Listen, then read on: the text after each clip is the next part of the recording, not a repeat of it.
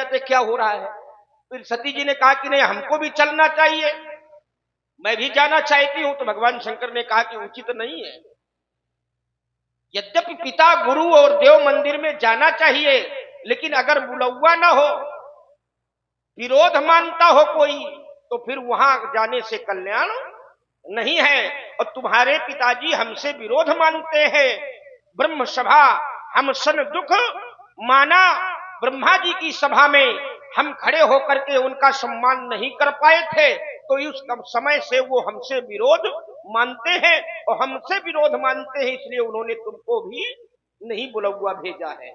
तो तदपि विरोध मान जहां कोई, और तहां गए कल्याण न होई। तो शंकर जी सब बता रहे हैं। अगर वो जानते नहीं होते, अंतर्यामी नहीं होते, तो कैसे बताते। तो एक प्रमाण में आपको और बढ़िया दिए दे रहा हूं।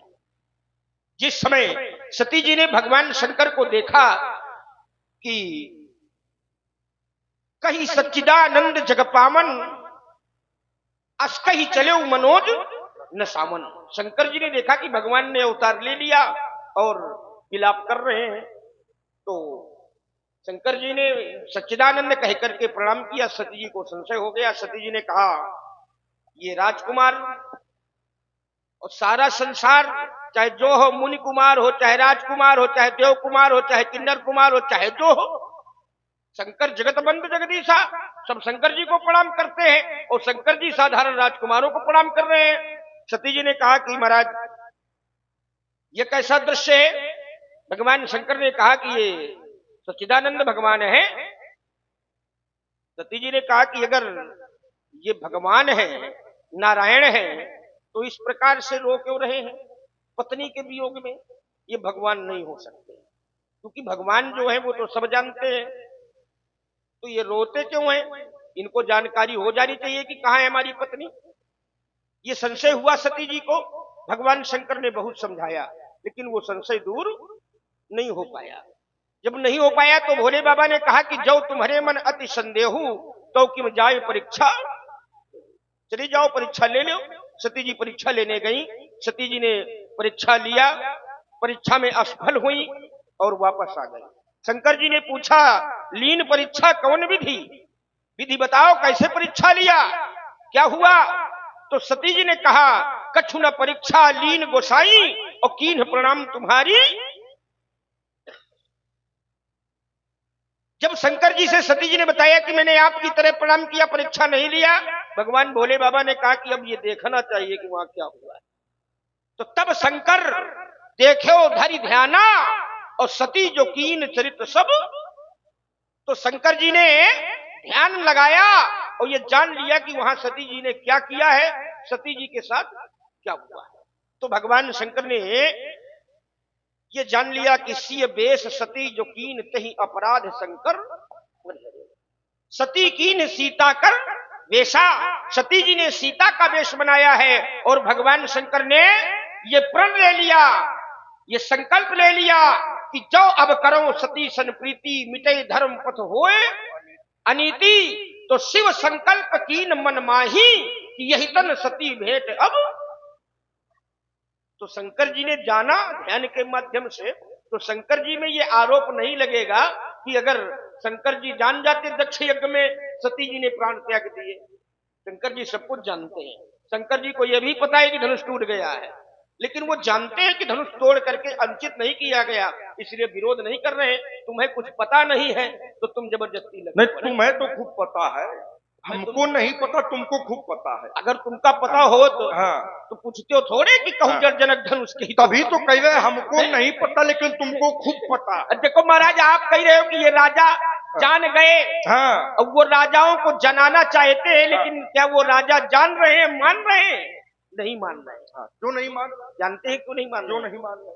क्योंकि भगवान को वही व्यक्ति जान सकता है जिसके भगवान जिसको चाहेंगे कि यह हमें जान जाए। ये वाला लगाओ। हाँ, राजाओं के माध्यम से उन दुष्ट राजाओं को भगवान की जानकारी हो जाए, ये असंभव, क्योंकि नियम है सो जाने जही देहु जनाई। आपको वही जान पाएगा जिसे आप जनाना चाहेंगे। तो उन राजाओं को भगवान नहीं जनाना चाहते थे। उन राजाओं को कौन जनाना चाहता था? कुछ साधु राजा थे, वो जबरदस्ती बता रहे थे कि इनको भगवान मानो, तो वो नहीं मान पाए, क्योंकि नियम है जब आप चाहेंगे तब लोग आपको जान पाएंगे, और जब तक आप नहीं चाहेंगे तब तक आपको कोई नहीं जान पाएगा।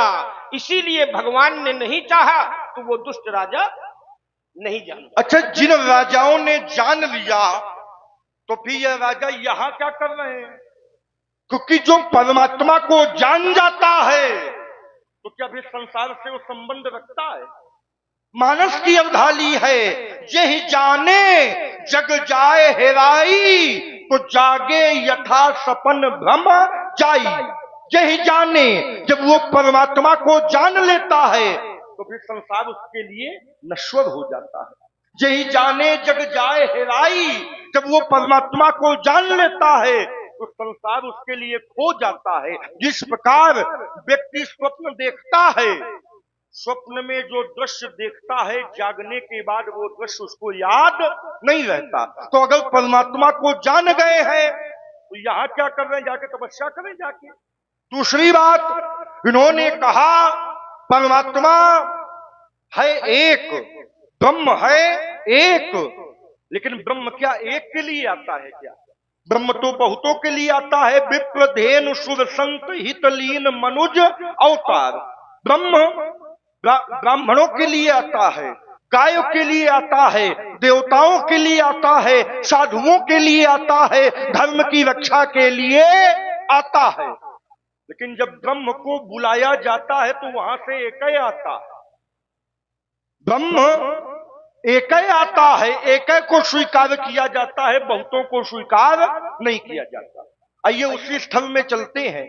जब मनु शतरूपा ने 10,000 वर्ष तक तपस्या किया तो उन्होंने महत्व एक को दिया कि बहुतों को दिया? एक को दिया कि ना दिया? वहां बहुत आए थे, लेकिन मनु शतरूपा ने बहुतों को स्वीकार नहीं किया। विधि हरि हर तप देख अपारा, और मनु समीप आए बहु बारा।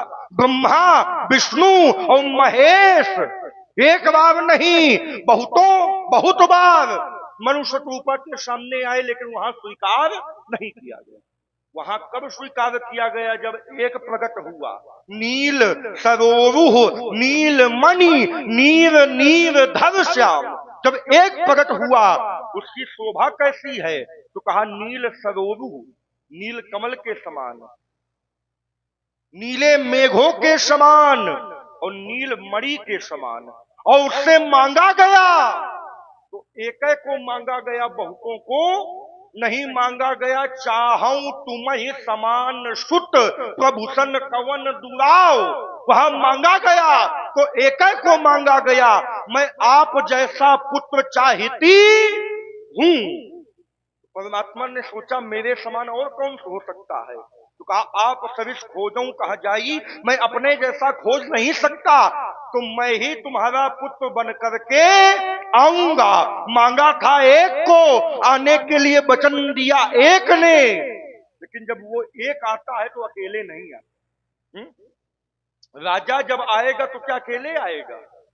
मंत्री नहीं आएंगे, सेनापति नहीं आएंगे, सैनिक नहीं आएंगे।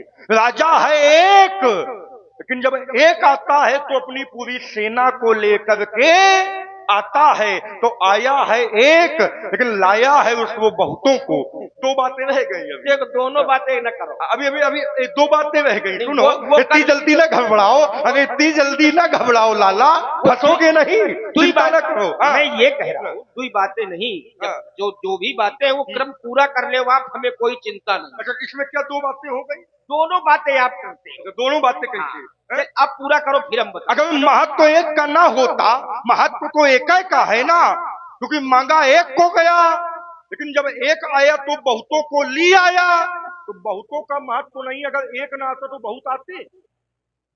विचार कीजिए आप सभी, अगर एक की संख्या ना हो तो क्या कभी 100 आ सकता है? तो महत्व तो बेटा एक का है। एक के साथ अगर बहुत लग जाए तो उनका महत्व है, लेकिन अगर एक ना हो तो कभी 100 बन नहीं सकते।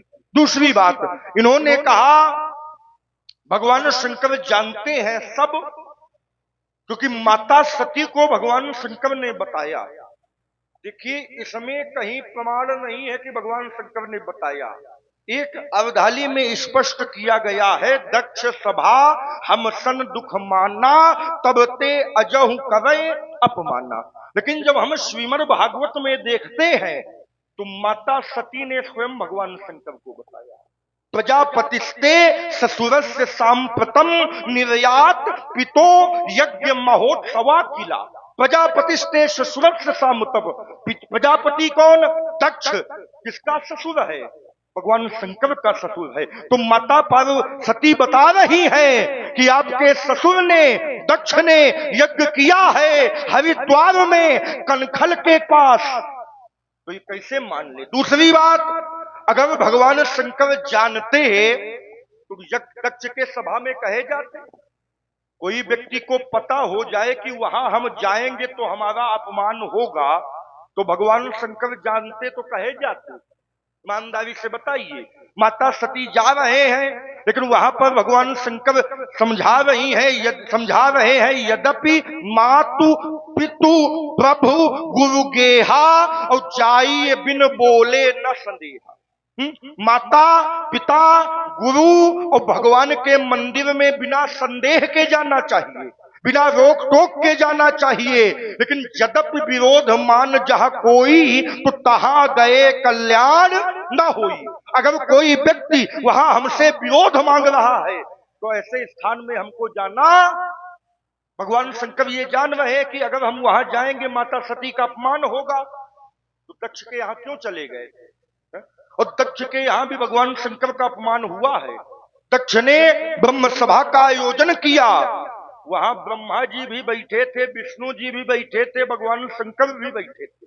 दक्ष ने सभा में प्रवेश किया, ब्रह्मा जी ने प्रणाम नहीं किया, कहा कोई बात नहीं, ये हमारे पिता हैं। और आगे बढ़े तो नारायण बैठे थे, नारायण ने प्रणाम नहीं किया, कहा कोई बात नहीं, हमारे बाबा हैं। क्योंकि भगवान विष्णु के नाभि से कमल और कमल से ब्रह्मा की उत्पत्ति। लेकिन जब भगवान शंकर को बैठे देखा तो वो आग बबूला हो गया, भगवान शंकर को अपशब्द कहने लगा। तब वहां नंदी ने दक्ष को श्राप दिया था, जिस मुख से तुम भगवान शंकर की निंदा कर रहे हो, जाओ मैं श्राप देता हूं, एक दिन ये मुख नष्ट होकर बकरे का मुख लग जाएगा।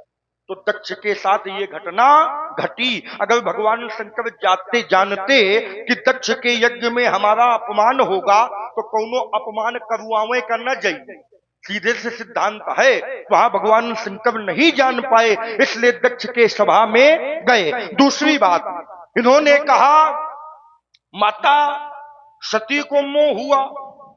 अच्छा, माता सती को मोह क्यों नहीं हुआ? क्योंकि उन्होंने परमात्मा की कथा का निरादर किया। भगवान शंकर एक बार गए थे कुंभज माने अगस्त जी के यहाँ, एक बार त्रेता युग माही शंभु गए कुंभज ऋषि पाही, संग सती जगजननी भवानी और पूजे ऋषि अखिलेश्वर जानी। वहां गए तो अगस्त ऋषि ने भगवान शंकर की पूजा की। जबकि जो वक्ता होता है वो श्रोता की पूजा नहीं करता, अपितु जो श्रोता होता है वो वक्ता की पूजा करता है। कथा सुनने वाला कथा सुनाने वाले की पूजा करता है।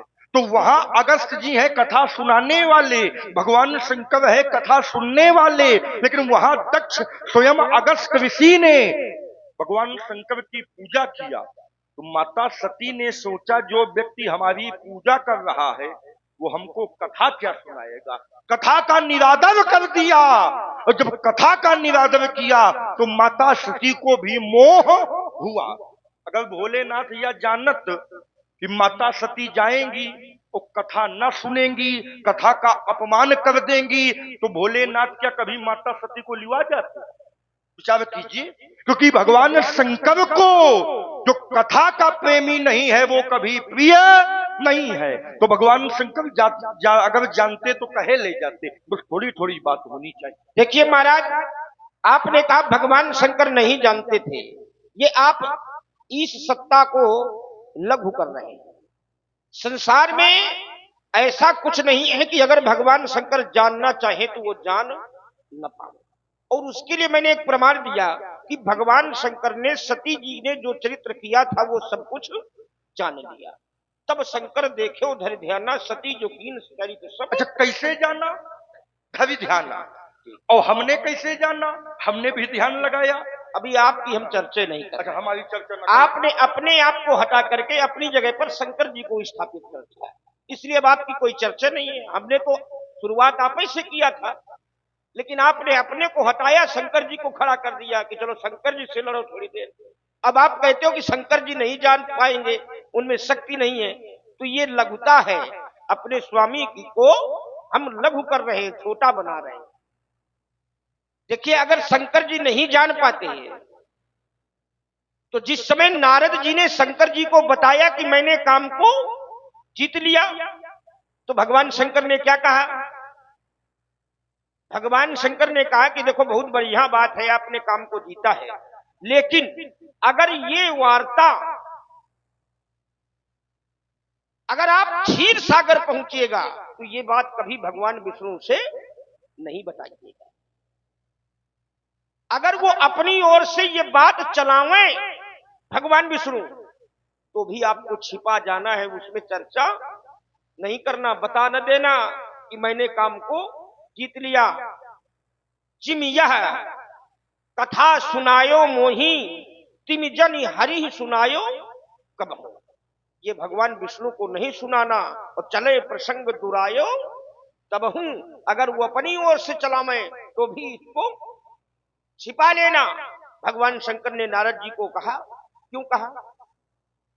वो जानते थे कि अगर नारद ने जाकर के बता दिया तो उसमें नारद का हित नहीं होगा। तो भगवान शंकर भूत भी जानते हैं, वर्तमान भी जानते हैं और भविष्य भी जानते हैं। क्यों? क्योंकि करालम महाकाल कालम कृपालम, वो साधारण थोड़े हैं। विभु व्यापकम ब्रह्म वेद स्वरूपम, उस सत्ता को पहले समझो, वो है कौन सत्ता। अब अगर शंकर जी न जान पाएंगे भविष्य, तो क्या आप लोग जान पाई हो? शंकर जी की कृपा से तो छोटे छोटे लोग जान जाते हैं। नारद जी को कहा गया त्रिकालज्ञ सर्वज्ञ तुम गति सर्वत्र, तुम्हार त्रिकालज्ञ हैं आप, तीनों कालों को जानने वाले हैं। लेकिन नारद जी का भविष्य कौन जान पा रहा है? शंकर जी। तभी तो मना कर रहे हैं। तो शंकर जी पर यह आरोप नहीं लगेगा कि वो जान नहीं सकते। अब वो आपकी विशेष है, प्रतिष्ठा है कि अपनी बात जिंदा करने के लिए तुमको चाहूं का हो, हट पर चल कहीं का। लेकिन शंकर जी इतने साधारण नहीं है। दूसरी बात, आपने बताया कि ब्रह्म से जब महाराज मनु ने तपस्या किया तो बहुत आए, विधि हरिहर तप देख अपारा, और मनु समीप आए बहु बारा, मांगहु बर बहु भांति लुभाए, पर परम धीर नहीं चलही। तो आपने एक पाला बनाया कि जब बहुत आए ब्रह्मा विष्णु महेश और वरदान मांगने को कहा तो महाराज मनु ने अपनी आंखें नहीं खोली। लेकिन जब एक ने वरदान मांगने को कहा तो भगवान विष्णु ने, भगवान परब्रह्म परमात्मा ने जब आवाज लगाई कि मुझे आप महादानी मान करके वरदान मांग लीजिए, तो महाराज मनु ने अपने नेत्र खोले और कहा कि आप हमें दर्शन दीजिए। तो जब बहुत आए तो आंखें नहीं खुली, और जब एक आए तो आंखें, क्या एक आए थे वहां?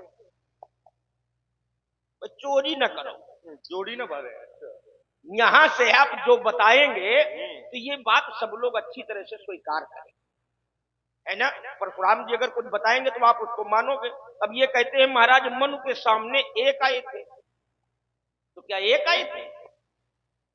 हमको झूठ नहीं स्वीकार है। और फिर तुम झूठ बोलो तो हरिश्चंद्र के वंश से हो ना। एक नहीं आए थे। अगर एक आए हो तो बताइएगा, दुई आए थे, एक नहीं थे। वहां राम बाम दिशि सीता सोई वहां आदि शक्ति और भगवान परब्रह्म दोनों प्रकट हुए। दूसरी बात और थोड़ा सा लीजिए, महाराज मनु ने कहा कि चाहूं तुम्हें समान सुख, हमको आपके जैसा एक पुत्र चाहिए। तो अगर एक का महत्व होता तो भगवान कहते थे कि ठीक है मैं आ जाऊंगा, लेकिन उन्होंने कहा एक में नहीं बनेगा, बहुत में बनेगा। एक का महत्व उतना नहीं जितना महत्व बहुत का है। अगर मैं अकेले आऊंगा तो पूरी तरह से मेरा जो चरित्र है वो हो नहीं पाएगा, इसलिए मुझे बहुत को लेके आना पड़ेगा, तब मेरा चरित्र हो पाएगा, मेरी कथा हो पाएगी।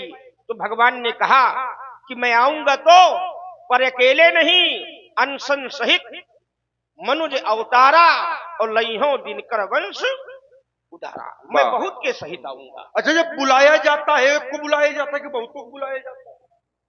जब देवताओं के ऊपर संकट पड़ा तो धेन रूप धरी हृदय विचारी, धरती ने गाय का रूप धारण किया, बहुत लोग इकट्ठा हुए, बुलाया एक को कि बहुतों को?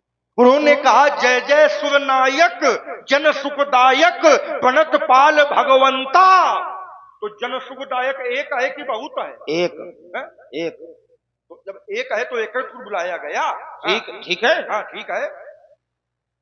एक आए जय जय सुरनायक जन सुखदायक। हाँ, बुलाया कितनों ने? बुलाया कितनों ने? बुलाया बहुतों। बहुतों ने बुलाया तभी तो वो एक आया, और अगर बहुत न होते तो वो एक कहां से आ जाता? वाह, बहुत ये पहले बड़ा समझो, चालाक है। अगर भाई अगर बहुत का महत्व तो नहीं है तो मिथिला में आप आए हैं और सबसे पहला आपका प्रश्न था क्या? बहुर बिलोक विदेह सन कहु का है अति भीड़, ये बहुत कहे आए हैं। वो अगर एक का महत्व होता तो तुम बहुते से शुरू भय हो। अच्छा, मिथिला में एक का महत्व है कि बहुत का महत्व है?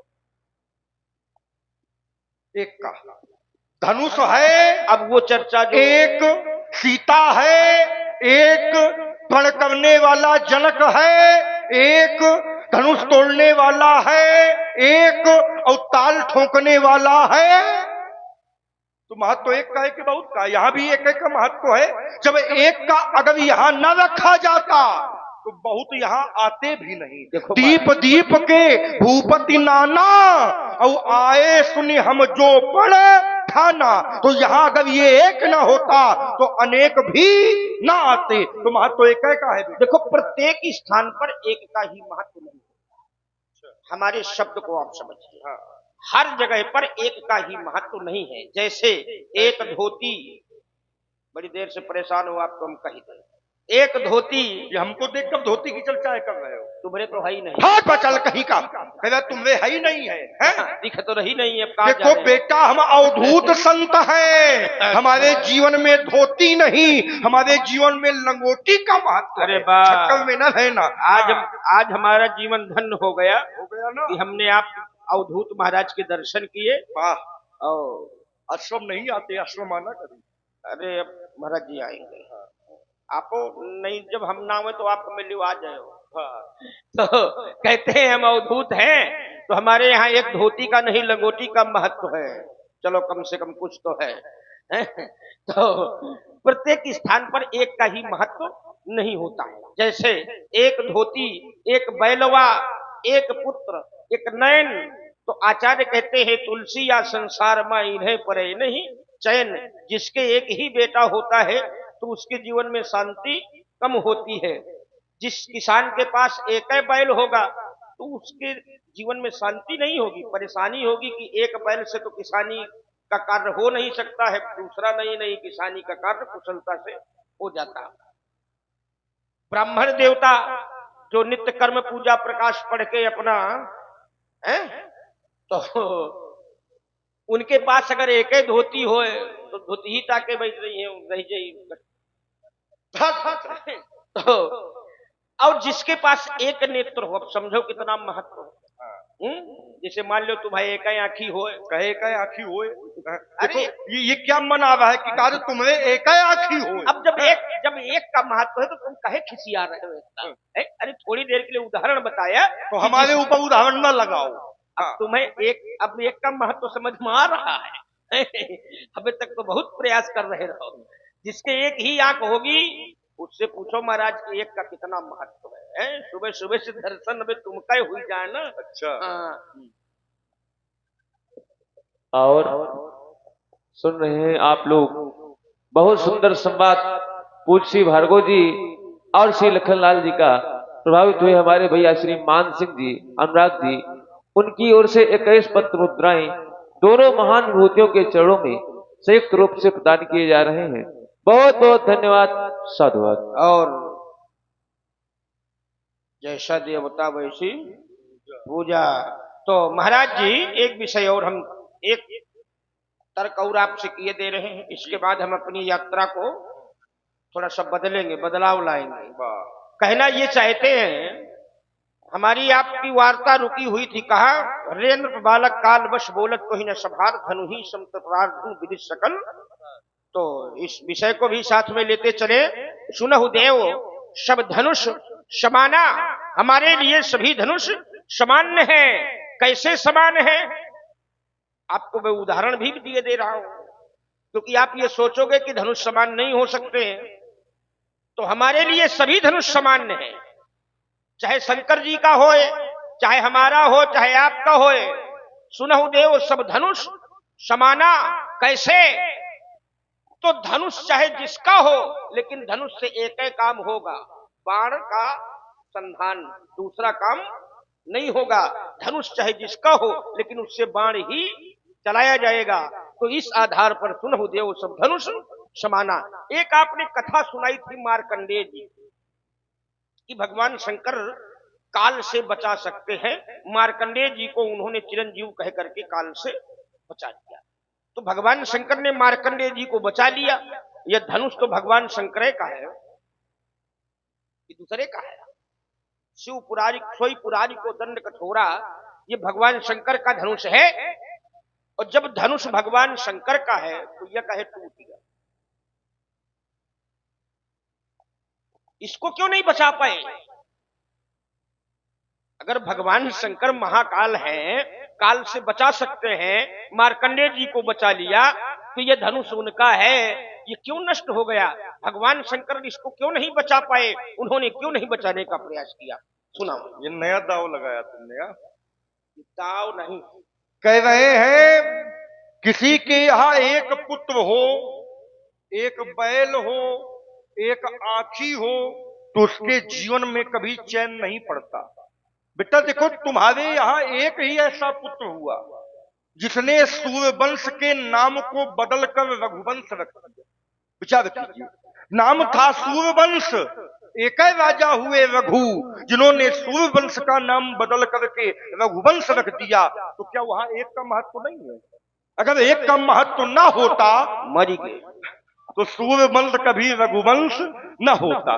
और देखिए, जल्दी करो, कह रहे एक बैलवा, किसान के पास अगर एक बैल हो तो काम नहीं चलेगा। बेटा भोलेनाथ के पास एक ही बैल है। खेती करते होंगे भोले? खेती नहीं करते, उनका वाहन है। एक बैल है, और एक बैल जो है वो धर्म का प्रतीक है, क्योंकि जिन जिन महापुरुषों का जन्म धर्म के रक्षा के लिए हुआ है, उनको बसब माने बैल की उपमा दी गई है। क्योंकि हमारा एक बैल धर्म का प्रतीक है कि बैल धर्म का? एक बैल। अच्छा, बैल धर्म का प्रतीक नहीं है, एक बैल। क्योंकि वृषभ कंध के हरि ठवन बलनिध बाहु विशाल।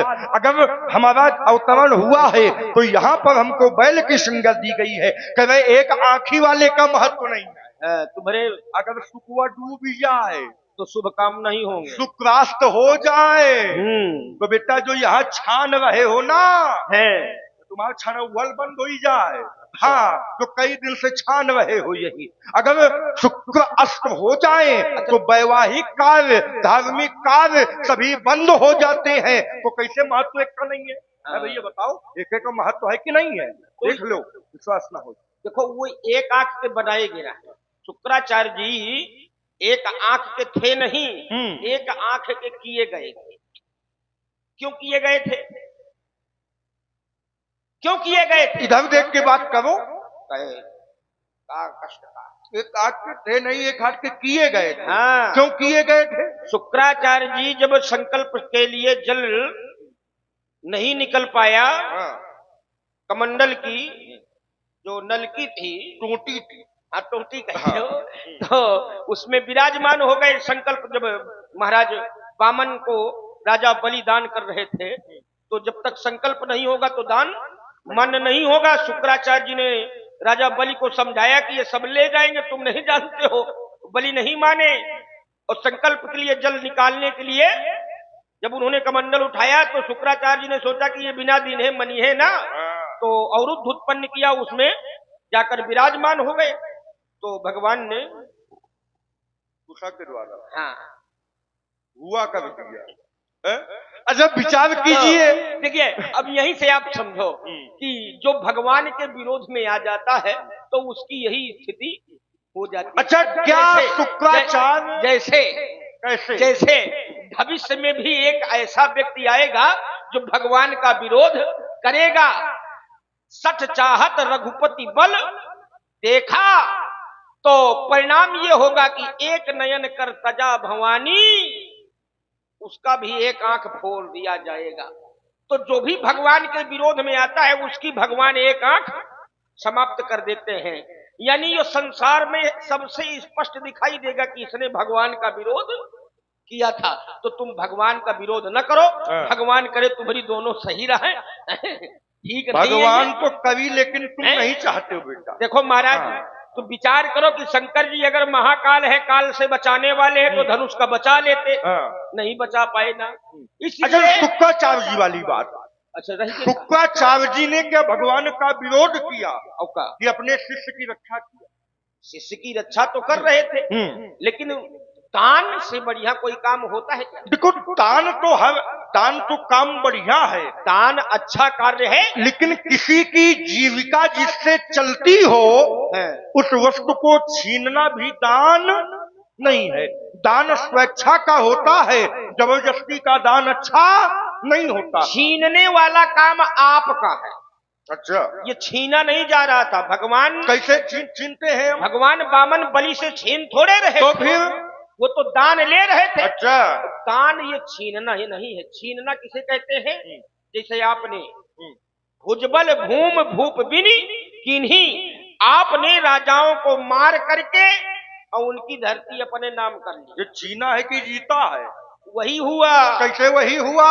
मार करके उनको फिर उनकी छीनना धरती ले यानी लिया। जबरदस्ती। तो जबरदस्ती तो तुम मारे हो जबरदस्ती नहीं मारा भाई। देखिए, शास्त्रा बाबू ने आपका अपराध किया था। शास्त्रा बाबू ने अपराध किया था, आपने समस्त है वंशी क्षत्रियों को क्यों मार दिया? अपराधी तो शास्त्रा बाबू था, ठीक। तो आपने किसको मारा? है हया नाम कुलांत कर, पूरे है कुल का अंत कर दिया। ये जबरदस्ती ही है। वो जो बाकी बचे हैं ये कहां से आ गए? कहां बचे है वंशी? अरे जो युद्ध को छोड़कर भाग गए उनका नाम हयावन, बाद में वही हो गए शिवहरे। कुछ ऐसे थे जो भूमि को खोदकर धरती में घुस गए, उनको कूर्म कहा जाने लगा, आगे उनको कुर्मी कहा जाने लगा। तो ये कहां से आ गए अगर हमने सबको मारा? जिन्होंने अपने आप को बदल दिया है, जिन्होंने अपने आप को बदल दिया है वो बच गए, जो वही बने रहे वो नहीं बचे। तभी तो है भुजबल भूम भूप बिन कीन्ही, भूप बिन कीन्ही। बोले सही टीका करो तो मिल जाएगा। भुजबल भूम भूप बिन कीन्ही, धरती से राजाओं को आपने समाप्त कर दिया। भूप बिन कीन्ही, और विपुल बार, एक बार नहीं, यह काम तुम कई बार करे बैठे हो। जबरदस्ती वाला, जबरदस्ती वाला। हाँ, तुम तगड़े जबरदस्त हो। तो एक बात बतावे महाराज, ये शंकर जी का धनुष था, लेकिन शंकर जी इसकी रक्षा नहीं कर पाए हैं। क्यों? क्योंकि जब भगवान चाहते हैं वही होता है। और भोले बाबा भी कहते हैं कि वही है वह जो राम रचि राखा, और कोकर तर्क बढ़ावे शाखा। तो तुम जाओ, चुप पे निकल जाओ। कहाँ निकल जाए? ज्यादा लोग नहीं है, उन्हें भी भीड़ आ जाएगी, तो घेर के फिर क्या घेर के? सम्मान होगा, जरूर। भागने की जगह नहीं मिलेगी। अबे निकल लो, समय है। और हमारा काम है समझाना, समय के साथ व्यक्ति को चलना। हमारे गुरु बाबा भी यही करते हैं, वाह। समय से हर कार्य करते हैं, हाँ, हाँ। भोजन वगैरह सब कुछ। तो हम भी समझा रहे ये हैं, वगैरह क्या है? हैं? हाँ। तो आप निकल लीजिए। कहाँ निकल ले? महेंद्राचल। हम निकलते नहीं, हम निकाल देते हैं। अंतर ये है, हमको निकलने के लिए न कहना। तुम ऐसे न जाइए। हाँ, ऐसे तो बिल्कुल न जाएंगे। अब यही समस्या है। हाँ। मैं वैसे भी व्यवस्था कर देता। तुम्हारी अवस्था व्यवस्था वाली है। अवस्था नहीं देखता नहीं, अगर ये भी प्रवेश तो क्या करते? ये अवस्था न देखता ना। हाँ हाँ, देखता नहीं अगर मैं भी प्रवेश, तो क्या करते? तो क्षण भर में मजा चिखा देता, हाँ। अरमान मिटा देता दिल के। क्या अरमान है? अरमान मिटा देता दिल के और फर्श की याद भुला देता। तो क्या करते? लेता में छेद धनुष फरसा, हाँ हाँ, और करके संग्राम दिखा देता। इसलिए बेटा मारा ललकार कर सहस्त्रबाहु अर्जुन को, बहुत सुंदर। मस्तक उतारा अहंकारी छत्रधारी का, कीन स्थापना सुडंक डंक दे के भूमि, तब फैला पटाखा। ये क्या है? अपनी अपनी व्यवस्था है। ये तुम्हारी व्यवस्था है, हैं? ये व्यवस्था बहुत जल्दी हट जाएगी, इसलिए सावधान रहना बेटा। हम सावधान हैं, हाँ। लेकिन एक बात सुन लीजिए। क्या? भूल जे हो चक्कर मकर ये उलरबो फानबो सबे। हाँ, हाँ। मुकाबला जब दशरथ के लाल से क्या होगा? तुम ये तो लगवा ले हो, ये तो हमरे लगवा दे। ये भूल जे हो चक्कर मकर उलरबो फानबो सबे। हाँ। मुकाबला जब दशरथ के लाल से क्या होगा? आते हो महेंद्राचल सूरत ना दिखाई हो लौटा। हम लोग मनसी वीर लड़े रण में भी काल नंदन पर युद्ध फंडन में जय है भगुनंदन को भरसा लंका है, तो यह न दिखाए गुरु बाबा समेत यहाँ मचहे और सिंगल में समल भयंका है। माता सुमित्रा की गोदी करो खाली आज, और जय हो महेंद्राचल बजा कर डंका है। डंका बजा के जाओगे, बहुत सुंदर डंका तो बजा के जाओगे, लेकिन बाबा मैं जाता जब युद्ध में तो नेक ना सकाता, गुस्सा न दिलाओ, मुंह की न खाता, पैर आगे को बढ़ाता, क्रोध आ जाता तो बताता विपक्षियों को, शत्रु की शौर्य की ये सरिता बहाता हूँ लेकर नाता। पराजय कभी संघर्ष है और विजय श्री पताका हमेशा फहराता हूँ, जोड़ता ना नाता लखन लाल दुराचारियों से बृहत बलधारियों को कीच में मिलाता। अरे कीच में मिलाने वाले आगे है। हाँ, हम तुम्हारे ऊपर खाली गिर गए, तुम उत्ते में बचिया पूजाओ हो ही जाओ। अच्छा, अब कीच में उषा मिलाने वाली बात बाद में करना। हे पिना की याद तोड़ा है पिना जाने ताके भुलडन मिटान तभी गाऊंगा ढाल के पार क्रोध, ढाल के दया को बोध, सुग्रीव अयोध्या को हाथ सरयू में बहाऊंगा। इतनी ना करो तो सभा में पुकार कहो, अस्त्र छोड़ तो सुभाम न कहूंगा। देखो महाराज, तुम परशुराम जी कहो चाहे न कहो, लेकिन ज्यादा तुम चिल्लाओ ना, उछलो ना। हाँ, और नहीं ना जाने कितने आए घोर घमंडी काले। हाँ हाँ, मिट्टी में मिल गए जब पड़े हमारे। हम तुम्हारी वीरता की, तो हमको नहीं कहना पड़ता है, बाहर से लेके अंदर तक से लोग कह रहे हैं। वाह, यही है हमारा वाला। जब व्यक्ति जाता है ना तो खुद व्यक्ति नहीं कहता, दूसरे व्यक्ति कहते हैं राम नाम। सत्य है। इसलिए बेटा तुमने भी हट ठानी है, और क्या, तो हमने भी हट ठानी है।